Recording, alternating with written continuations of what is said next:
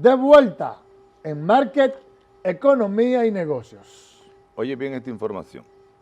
La Asociación Nacional de Afiliados a la Seguridad Social demandó la destitución del diputado Pedro Botello tras incitar a la violencia durante las encendidas protestas registradas frente al Congreso Nacional, exigiendo el 30% de los fondos de pensiones.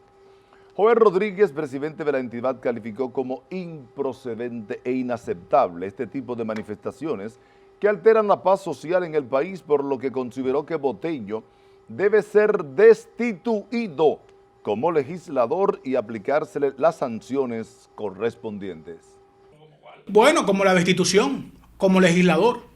Y independientemente de, ese no debe ser el método de lucha de un legislador. Entonces, por ende, se supone que hay parámetros en la Cámara de Diputados, en la Cámara Legislativa. Y la destitución, entonces, es lo que se ventila en el caso hipotético que continúen ese tipo de procesos. El amigo Pedro Botello debe de cambiar de accionar en materia de lucha por cualquier tipo de reivindicación. Y este tipo de casos pasado en la pasada manifestación del día 4, donde hubo enfrentamientos entre oficiales y manifestantes, no puede pasar.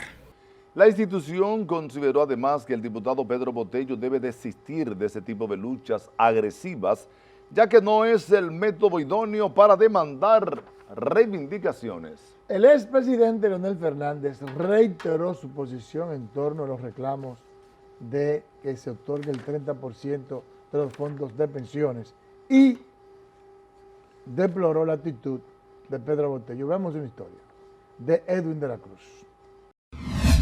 Ciertamente el expresidente se refirió a este tema indicando que los trabajadores no deben cargar con el costo de la pandemia y que debe ser el gobierno el que mantenga los programas de protección social. Yo he sostenido que los trabajadores no deben cargar con el costo de esta pandemia.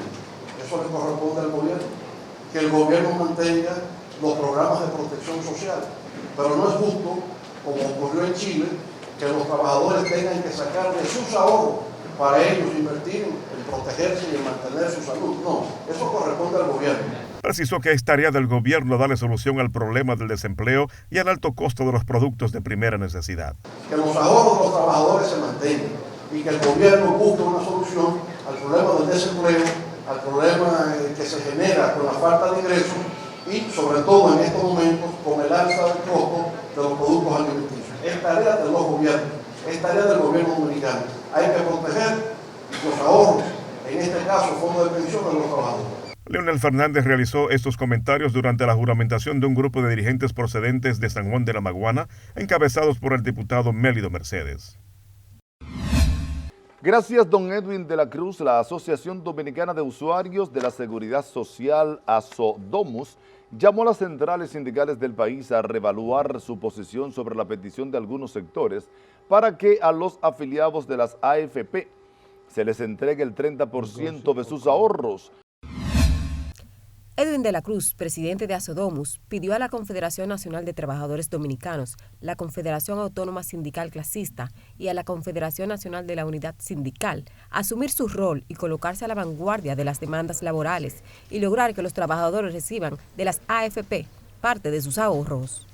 Nosotros consideramos que es importante que las centrales sindicales, dígase la Confederación Nacional de Trabajadores Dominicanos, CNTD, la CENUS, la Confederación de Unidad Sindical, y la CAS, la Confederación Clasista de los Trabajadores, levanten su voz y jueguen el rol que les corresponde para que sirvan de mediadores entre el gobierno, las AFP, y se busque, si no el 30%, un punto medio. Estimó pertinente la apertura de un diálogo tripartito responsable que busque una salida al conflicto, ya que prolongarlo no sería lo más sensato. De ese modo que se pueda paliar de alguna manera la crisis que está afectando a una gran cantidad de personas que se quedaron sin los proyectos de asistencia del gobierno, como por ejemplo, como Quédate en Casa, el Fase 1, el PATI, pero además de eso, la gran cantidad de personas que han quedado desamparados por el desempleo. El presidente de ASODOMUS cree importante evitar convulsiones sociales. Si no se le busca una solución a un tema como ese, que la gente entiende que tiene el derecho de recibir una proporción de esos fondos que están acumulados, eso puede degenerar en una crisis social, sumado a la pérdida de los empleos, al encarecimiento de la canasta básica que está generando malestares en toda la sociedad, especialmente las amas de casa están al grito. Las opiniones de los directivos de Asodomus se producen en un momento en que hay convocada una manifestación por el 30% de las AFPs para el 27 de febrero. La economista nigeriana Ngozi Okonjo-Iweala, una política con amplia experiencia en cargos de responsabilidad nacional e internacional, y su historia al convertirse en la primera líder africana que dirigirá la Organización Mundial del Comercio. ¿Eso está bien? ¿Cómo que se llama la señora? Ngozi. ¿Cómo que Ngozi? ¿Será así Ngozi? Está gozando, sí. Ngozi Okonjo-Iweala. Mañana te lo voy a preguntar. No ¿no? me voy a acordar. No me voy a acordar. ¿Cómo va a ser? Un hombre africano. Bueno, después que ya se haga rutina mencionarla a ella, porque va a estar un organismo internacional importantísimo, la Organización Mundial del Comercio, que es la que rige el comercio internacional. Entonces yo me acostumbraré a mencionar su nombre. No, yo me la voy a aprender ahora mismo. Por eso me voy de viaje con las noticias internacionales económicas.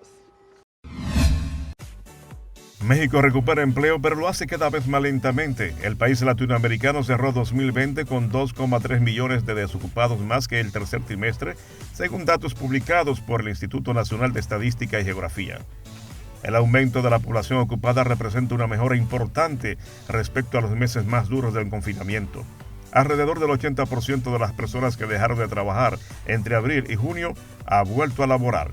Pese a los avances, el ritmo de la recuperación ha ido perdiendo velocidad mientras la precarización se consolida. En España, las inmobiliarias cerraron el año pasado sus peores cifras desde el año 2011. Las ventas de casas se desplomaron en un 17,7%, según el INE, y el coordinador de la Federación de Asociación Inmobiliaria FAI, José María Alfaro, advierte que esas pérdidas repercutirán en las empresas de compra-venta de inmuebles. La crisis económica derivada por el COVID-19 ha sido la puntilla de un sector en declive. En el año 2019 las compras de las casas ya cayeron 1,25% y ya se esperaba que esa tendencia se repitiese en el año 2020. Y en Londres, las previsiones de una mayor demanda de la debilidad del dólar ha llevado al precio del cobre a superar los $8.400 por tonelada en el mercado de metales de Londres, su nivel más alto desde el año 2012 según datos de Bloomberg. Los analistas consideran que los avances en los procesos de vacunación permitirán un repunte del crecimiento económico global y como consecuencia de la demanda de metales, entre ellos el cobre. No obstante, algunos de ellos avisan que también existe un componente especulativo en esta subida que se ha visto acentuada por el cierre de los mercados chinos. Para Market, Economía y Negocios, Edwin de la Cruz.